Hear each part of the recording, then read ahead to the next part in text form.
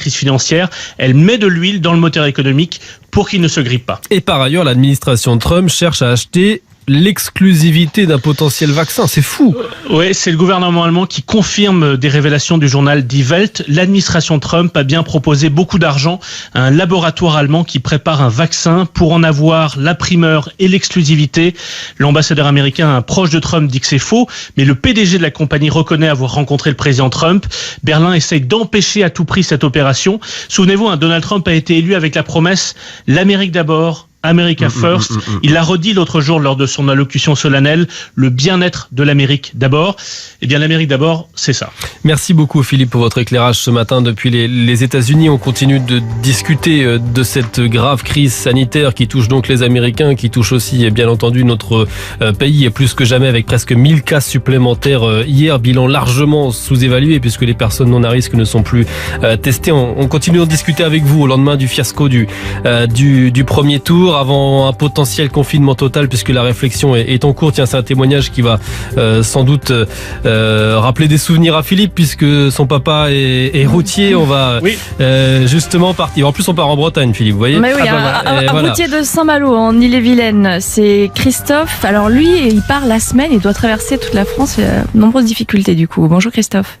Bonjour Marina, bonjour Julien. Bonjour Christophe. C'est vrai qu'on a beaucoup de messages de routiers ce matin qui nous disent mais attendez, il n'y a plus de restaurants, il n'y a plus de douches, on va faire comment là ?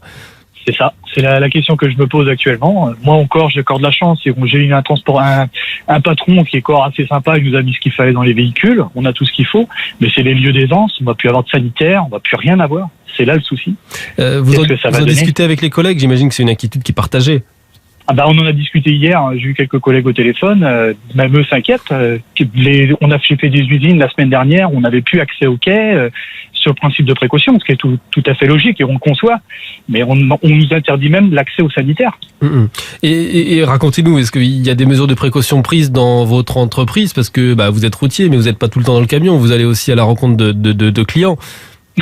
Éviter les contacts, c'est tout ce qu'on nous dit. On vous a rien fourni pour l'instant, pas de gel, rien ? Non. Ah non. Moi, je l'ai personnellement dans le véhicule, voilà, mais c'est tout. C'est là l'inquiétude est là. Je ne sais pas ce que ça va donner. Il faut qu'on passer au stade supérieur, parce que de toute façon, les sociétés vont nous refuser. Je vois pas les sociétés accepter des marchandises qu'ils vont pas pouvoir vendre.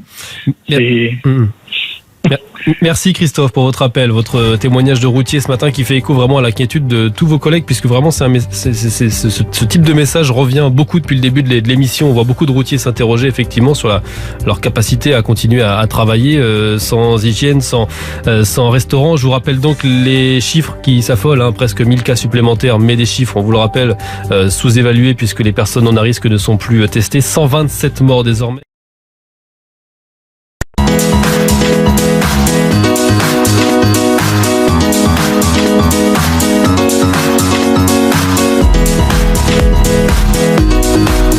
لا تنسوا الإعجاب بالفيديو والاشتراك في القناة تشجيعا لنا لنستمر بنشر المزيد إن شاء الله.